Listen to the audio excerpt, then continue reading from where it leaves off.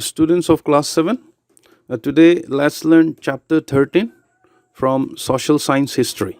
Okay, well, in chapter 13, we will try to cover capital towns, temple towns, port and cities, including sea trade, traders. Okay, and in the latter class, we will try to cover trading towns such as Hampi, Machilipatnam, and Surat. Well, before we go into the details of this very lesson, let us try to cover some of the important words that will definitely appear in this very lesson. The first one is pilgrimage. Pilgrimage means a visit to a holy place. Import of goods, bring into a country from abroad for sale. Okay.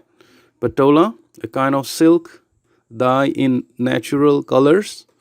Guild, association of artisans or merchants who oversee the practice of their craft or trade in a particular area. They are known as guild. Okay. Another one, niche, a small space created in the wall. Okay. To display a statue or other ornament. Okay. Let's straight away go to what a capital towns are, or what capital towns are, so to say. Capital towns are capital cities and official seats of the government, whether of a state or kingdom. Okay, if you look at the map, there are so many places in India that are of capital towns. The best example is this Delhi. Okay, you can see from the picture right here, and other places that were the seats of the government, okay, of a kingdom in the historical times. So you can see other the places like during the time of Mughal, Agra, and this Fatehpur Sikri. Even in the history of Rajput, this Ajmer, previously it was a place, it was a capital town for the Rajput. Okay, today it has expanded and it has grown into a big city, Ajmer. You can see from the picture right here. It is an aerial view of Ajmer town or Ajmer city, which is in Rajasthan. Another type of towns, they are known as temple towns. Okay, temple towns are developed, or temple towns are mostly this pilgrimage center, which represent important patterns of urbanization. Okay, so Vrindavan, one of the best example is Vrindavan. You can see from the picture right here. Actually, in Vrindavan there is a temple, and because of this temple, the place have been expanded into a big town and into a big city. All right. So likewise, there are so many other temple towns in India, like Somnath in Gujarat, and even in the South India, like Tirupati, Kanchipuram, Madurai, etc., etc. So you can just see this is a Meenakshi temple located in Madurai. Madurai in this Tamil Nadu. Okay, previously this was the area of the temple. You can see right here in the middle, and after some time, after some years, the very area of this temple have been expanded considerably into a big city. All right, so this type of towns are known as temple towns. Temple towns are usually expanded, as I have already mentioned before. Okay, one of the reason is the temple were usually built by rulers, by kings and queens. Okay, and not only that, they were paid and they were donated, or we can say they were endowed with grants and money. A lot of money have been paid in order to construct that very place, that is temple. Okay, and not only that, donations were made by even the pilgrims. Pilgrims means those who visit the temples for worship. Okay, and not only that, priests, workers, artisans, even traders, etc., they settle nearby this very temple. Thus the temple the area of the temple will grow into a very big town, okay, and most probably into a big city. So in that way, so this is how the temple towns are usually, okay, expanded.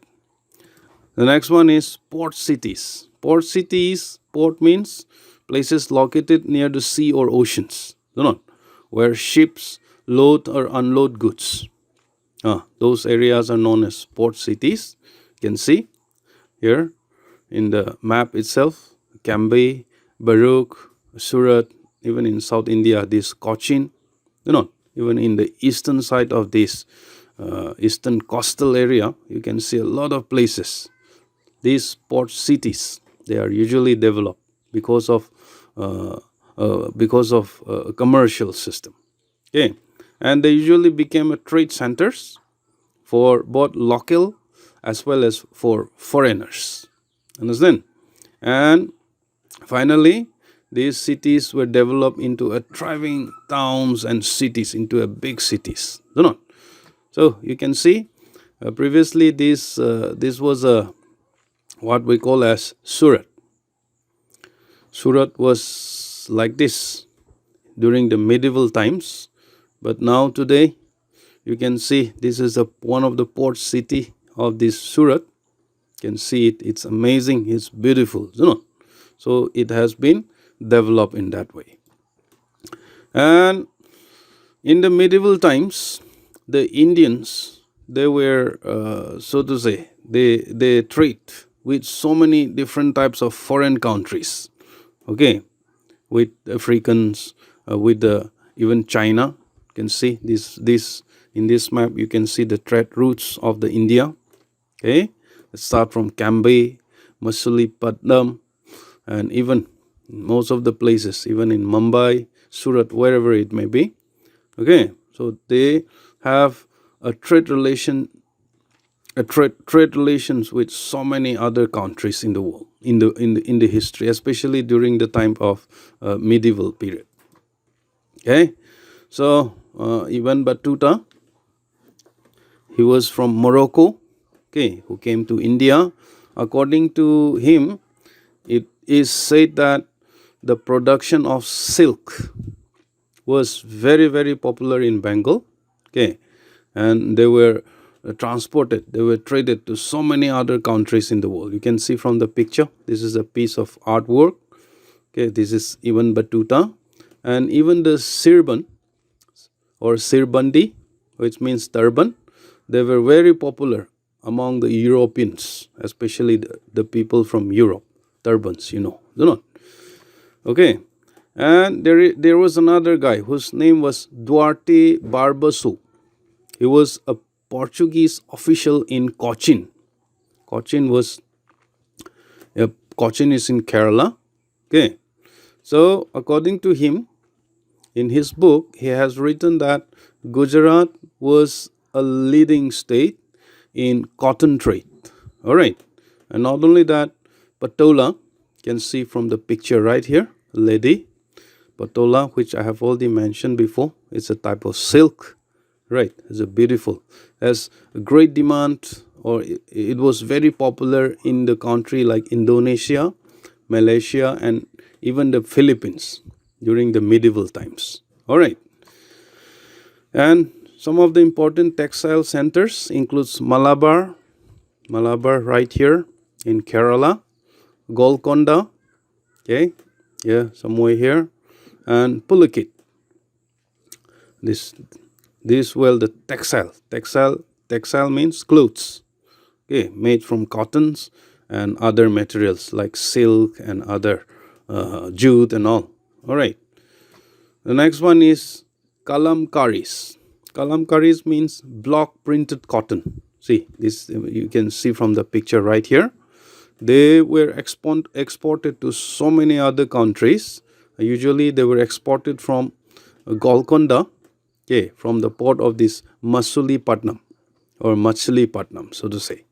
Okay, other items such as hardwood furnitures, ornaments, ivory, even tortoise shells, okay, diamonds, pearls, spices were also exported from India to other countries, especially to West Asia and to Southeast Asia and even to China. And in return, the Indians, they import dry fruits and precious stones. You can see from the picture, these are the precious stones from Europe, okay, and even horns from Kabul and Arabia. And most of the textile clothes, they were imported from West Asia, okay, West Asia like Persia, like Iraq, Iran, and all. All right, and especially these silk clothes, also a porcelain. You can see from the picture right here. Okay, is a Chinese porcelain. They were imported from China. Understand? And at the time, there were also different types of traders. One of them was Banjaras. They were known as Banjaras. They were usually nomads. Nomads means they go from one place to another, buying goods from one place, and also they will sell to another place. They were known as Banjaras. Banjaras are still existed today. Even today, you can see these Banjaras, okay, in India. Another one is Chettiars. They were also good traders. They were from Tamil Nadu. They engage in weaving. Another one is Marwari Oswals. So these Marwari Oswals, they became chief trading group in India.